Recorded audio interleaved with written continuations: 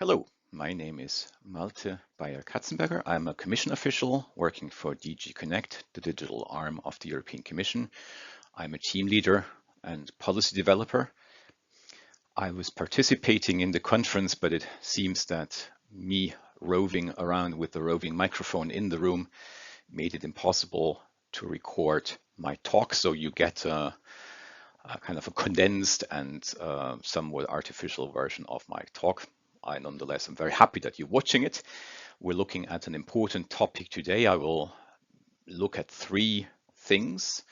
We have been speaking a lot about mobility data spaces, smart city data spaces in this conference, and I want to maybe first try again to demystify what is actually a data space, and also say what the Commission is doing currently to support the rolling out of data spaces.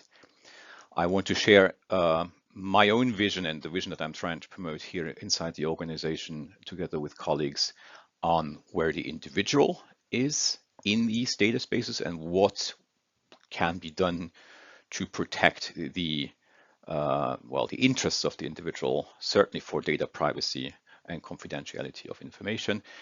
And thirdly, I will look at the role of portability rights to actually strengthen possibly the situation of the individual.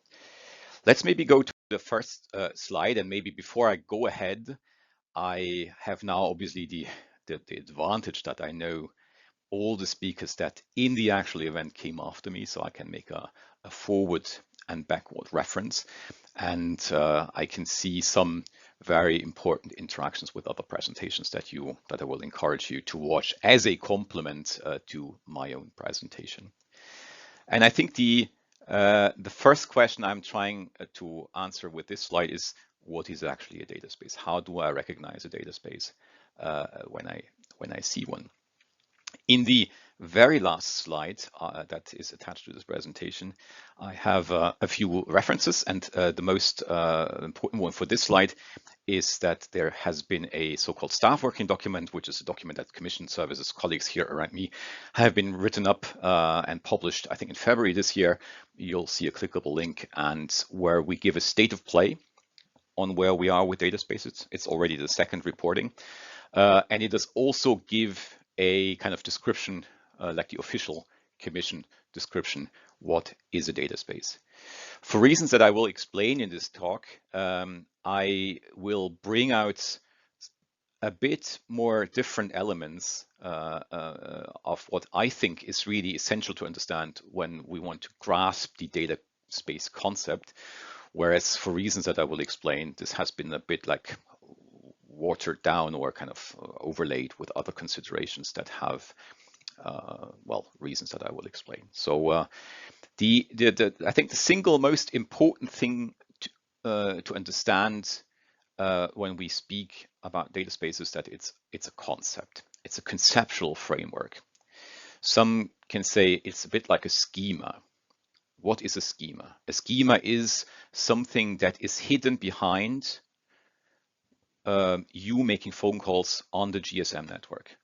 The whole architecture, how GSM works, the different parties that have roles in this, from running the cables and the wireless connections to being operators, to assigning you phone numbers, portability of phone numbers, subscribers, roles, the protocols that make it actually possible to call between different telco providers, because they all adhere to a set of rules that make interpersonal phone communication possible across network.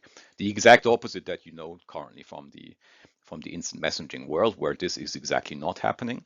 So GSM is a schema that allows different service providers to build on services, which is mobile telephony, SMS, and later data services. And the same goes for banking. So also in banking, you have for all the transactions that are possible in kind of debit card payments and money transfers, these are all standard procedures described, and all the banks, at least in the European Union, to my knowledge, and maybe across the world, adhere to a certain ground level set of exchange, and that really facilitates a host of actors, present, past, future, to use an existing schema to come into the market of offering banking service, to leave the market of offering banking services, and to always know this is the way everyone else works. And that ensures then, if you want, interoperability and an open ecosystem approach. So the idea with the data spaces is we believe as Commission, and many people with us believe, that we need also to do something very similar for the world of data collaborations, data exchanges, data sharing, if you want, because there will be more data collaborations between companies. So having a common approach, a common schema to go about this is actually what will make this less costly and more standardized, more secure, and more trustworthy for everyone. So this is my own tentative definition, and we always observe how the real world works and what really happens in the world.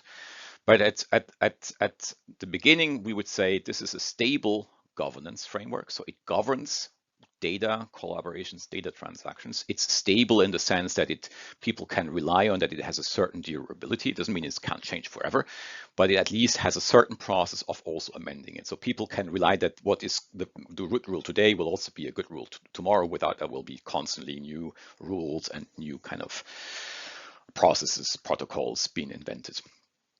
Now, it's for the supporting of the exchange of sharing data, that's clear. And in principle, that is voluntary. You may find in data space a situation where certain actors have to exchange data with certain parties because the law says so.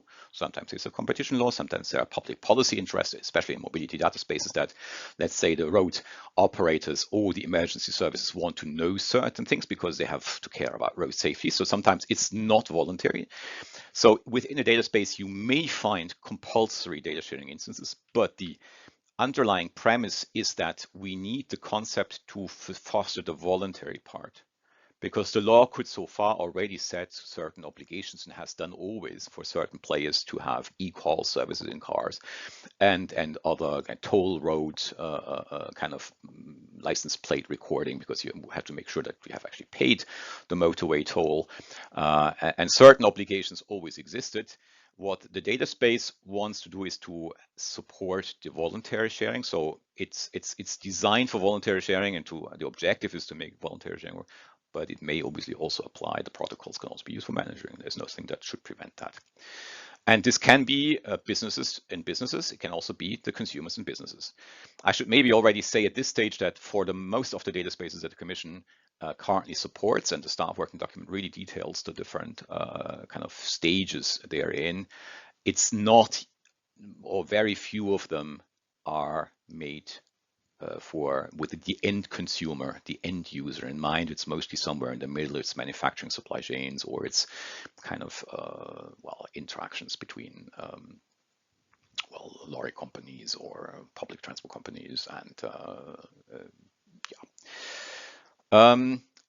the other principle that it shall be by design open to participants. This is distinguishing the data space concept from what we also see happening in certain parts of the industrial data economy, which is the emergence of data platforms that are most often driven by a strong player in any given market. And that can be Airbus, that can be Siemens, that can be General Electric, and that can be Bayer, Monsanto. And they all come obviously with good reasons, because they have the power also to roll out their platform and to have user adoption, because they have a client and supplier base, which really makes it interesting for everyone to join that specific platform.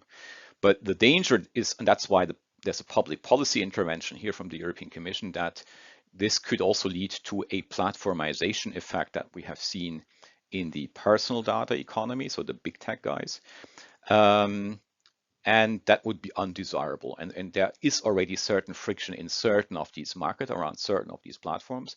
And ultimately, I think also those who have built these industrial data platforms have to realize that they will only reach so far, because the buy-in from the industry at large, including companies that compete maybe even with this platform provider, will make it such that companies will not fully buy into such a platform model. And hence, especially from the industrial manufacturing industry, and that's where then Gaia X comes in, there has been a drive to use decentralized data spaces without necessarily one singular central platform. To say, well, this will be really, we will work peer-to-peer, we will work decentralized, everyone can keep control over his or her data as a company, and we will see this also maybe as a consumer, individual data subject. And that will make it such that everyone can still control what's happening with the data, so exercise some degree of data sovereignty while still having collaborations. Now, this will bring also about certain types of intermediaries. But with the Data Governance Act, we have provided for a framework that these intermediaries have to comply with some rules of neutrality so that they don't become the mega platform for aviation or industrial manufacturing or mobility. So there are very clear rules of non-use of the data being facilitated to transact, and certain rules to also keep services different. So keep services apart from the actual infrastructure of the data exchange infrastructure. This is a quite clean rule, but Chapter 3 of the Data Governance Act and the corresponding recitals maybe help you also to explain this here, because they have a function also in the world of data spaces. Now, I was saying in the beginning that the notion that I display here is a bit blurred. And if you look at some of the data spaces also in the staff working document and things that are labeled data spaces, you will find items that are in fact a modernized form of a data distribution infrastructure.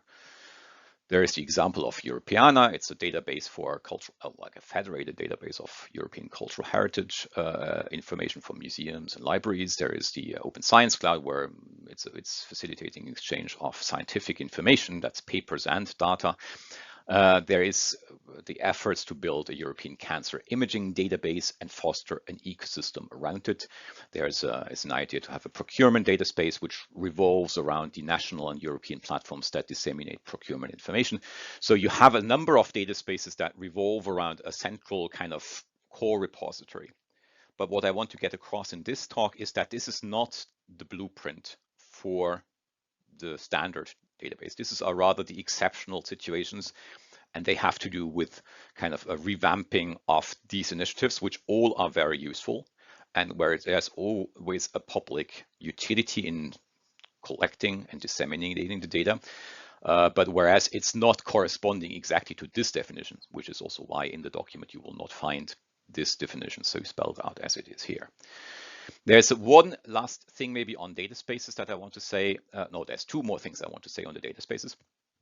The outlier, because it's also a common misunderstanding, the outlier is a bit also the European health data space, which is established with a really detailed piece of legislation, a European regulation that will, so to say, set in place a European health data space.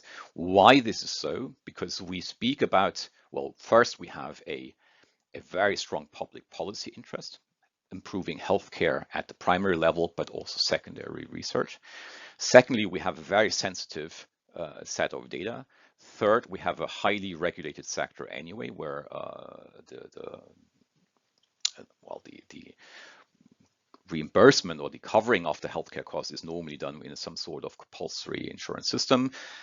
So there is not a pure market situation here. And this makes it that you will find with the health data space a fully detailed set of rules.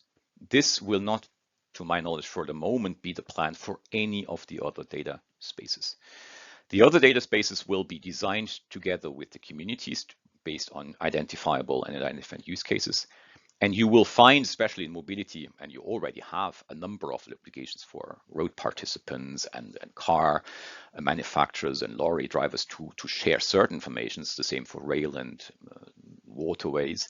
There are rules that govern and that the exchange of data when participants use certain grid infrastructure.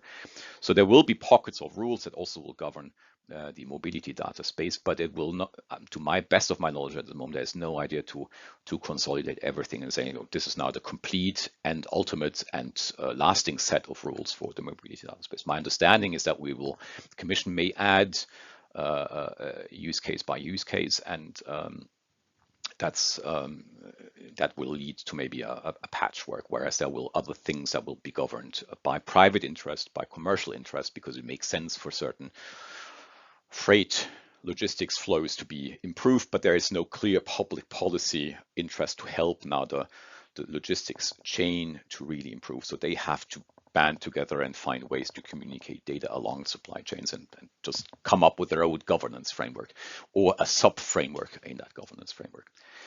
The other misconception that that we hear frequently is about the notion of openness in the data spaces. I'm saying it here on the slide. The openness is of participation in the database space. Can I, as a company, can I, as a researcher, can I, as a non-for-profit, be actually also having a role in this data space? Can I enter into data collaboration agreements? Can I exchange data based on the kind of conceptual framework that the Commission and others will define? Yes, I should. What is not open necessarily is the data. So you may find in these kind of data spaces also providers like Europeana or open government data portals where the government at any level, regional agencies, will push out certain information as open data because it's in everyone's interest that the government provides these as open data. But the notion of the data space is designed for closed data. It's actually designed, as I said earlier, to preserve the data sovereignty, so the control of each of the participants, especially the companies in the data space, to say, I'm only sharing as much as I want, and I'm only sharing it with this entity, and I'm only sharing this for the reasons, and only for this duration. And I can encode all these conditionalities also so that smart contracting and smart execution of contracts actually happens. So I will have all these control techniques, and everyone in the framework will be bound to also respect these control techniques. Otherwise, he may actually be even expelled from the data space or excluded from certain, depending on the governance rules. There might be some sanctions for non-respect, but there will be a technical guarantee that can go as far as technical guarantees can go. So this is the first kind of block I wanted to talk about. Maybe one slide here. So you will find some sort of degree of centralization, decentralization. I said this already. The key concept is actually that the standard would be rather decentralization as a base, and then you will find either certain data spaces that rely on a central instance, as I said, cancer imaging or Europeana, or public procurement data, or Earth observation, where we have the Copernicus program that will push out the bulk of the data. And then you have also hybrid situations where then you have combinations of it. And within the data spaces, you can obviously also find data integration points. I mean, sometimes it makes sense for companies to say, well, we want to establish a stable pool. Let's say in insurance, very common that you say, well, companies need to share risk sharing data. And very common practice among insurance to put these together in a separate kind of intermediary situation and pooling the information. So there will be certain centralized instances, and then there's a conditionality who can actually have access to the pool, and is that maybe not only for the insurances, which is normally the case, but could there be other situations where you say, well, actually we think autonomous car data and camera imagery, actually they're really cool, and there's a lot of startups that would actually like to have access to train their kind of specific algorithm on that does a subset of the problem in a connected car, and there will be a central instance where there will be a pool governed by someone where access control is governed. It's not an open data pool, and where then you have a negotiation, and this is part of the offering of a potential mobility data space, which I hope, because this would be highly useful. Now, where am I, me, you, as a watcher in this data space? I was saying earlier that normally we tend, especially also that's the conclusion I had when I talked to colleagues that are now currently working on the architectures for the mobility and the smart city data spaces, that they are currently still shying away from touching personal data because it's complex. I mean, you have to go through the entire GDPR logic, see what you can actually do, find legal bases. Some are more costly to find than others. And sometimes you can lay them down in law, sometimes you can't. And sometimes you can collect consent at scale, sometimes you can't. It's at the moment to just get it going and maybe go for the low-hanging fruits and go for the first use cases that can actually work and show that the framework actually makes sense. It seems in mobility that the focus will be on non-personal data.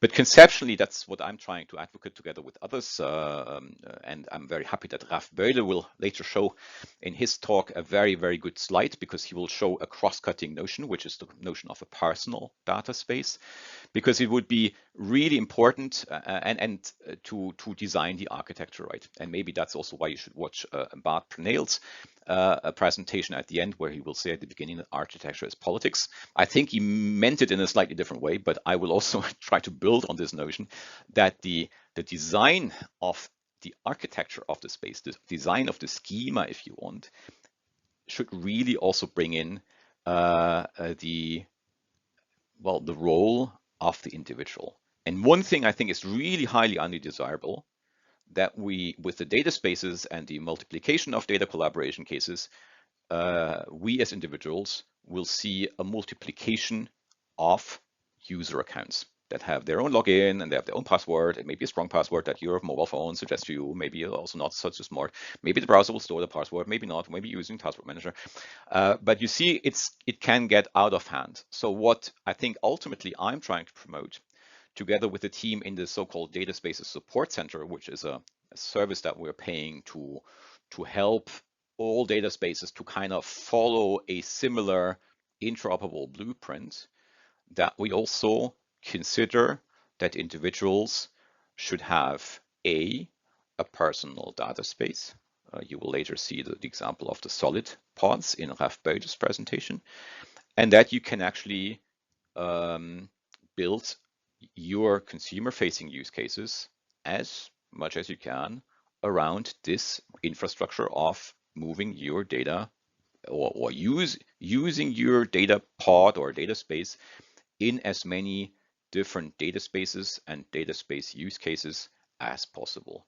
Because this will bring a situation which I'm fully subscribing to, that the My Data movement that originated in Finland but has spread globally has really said we have to have infrastructures and techniques that implement our GDPR rights, because otherwise they remain very textual rights, hard to enforce, costly to enforce, and privacy by design could also mean that we build the personal data instances. And with this, a lot of things will become possible. Zero knowledge proofs. You can prove your permission to drive a car without having to show your driving license. And the old photo that was taken when you were like 18, 19, 20. You can bring the algorithm to the data, as you say. That's what you may also recognize as federated learning, so that you could deploy federated algorithms to individual data spaces and do some sort of data analysis without that the data have to be proliferating and being transmitted to all sorts of new service providers. So the concept of my data, and a data space should, for me, ultimately lead to a personal data space. And here's the advertisement, and I know that Raf will speak about it in the future. What I understand, maybe if you don't want to watch Raf Beule's presentation, is that in Flanders there is a public company called Atumi that will use the Tim Berners-Lee Solid protocol to give residents, for the implementation of use cases that are being developed currently, and there are quite a handful already, to give them a data pod, and the participating government entity or the participating company will pledge to use only as much data as you need, and they will use it from the pod, so the data stay with the individual. You don't have to send stuff away. You will not lose control. What will they do? They will use the information, and then they will, and you keep the data with you as you keep your data in a bank account. And then this is obviously not the silver bullet that will make the magic now for the data space. You will have use cases where the personal data part approach doesn't make sense, and companies have to bring the data together. It depends also on the state of technology that we're in. So, I mean, looking at the other eminent members of this conference, there are a range of techniques. I'm putting the person data stores. This is the thing I just talked about as my fourth bullet, but there obviously are data clean rooms, secure processing environments. You can maybe use synthetic data. You can still try to anonymize data to a certain extent, depends on the use case. And then probably, and that's what Bart Pernell will say later, you can also use cryptographic methods such as homomorphic encryption and multi-party computation. So there are a number of techniques, but as all the I think participants of the conference were saying, there is no silver bullet. I mean, that's also not something I want to I want to subscribe to this message, but I don't want to say that the Commission has found the magical tool, because there is no magical tool. There will always be residual risks, and you can only do as much to mitigate those risks, and also be honestly, as that was another conclusion of the event, honestly communicating with the citizens that bad things can happen, and that everyone tries their best to avoid them to happen, and everyone is also kind of carefully crafting whether the risks are commensurate to the benefits that this will bring. But that's also a message I want to subscribe to with this talk. Then the final kind of biggest element is also in terms of empowerment. This is less the question under privacy. This is more like, how can we empower the individual? And there are a number of kind of legal rules that give individuals, data subjects, but also now companies, a right to take around data that pertain to them.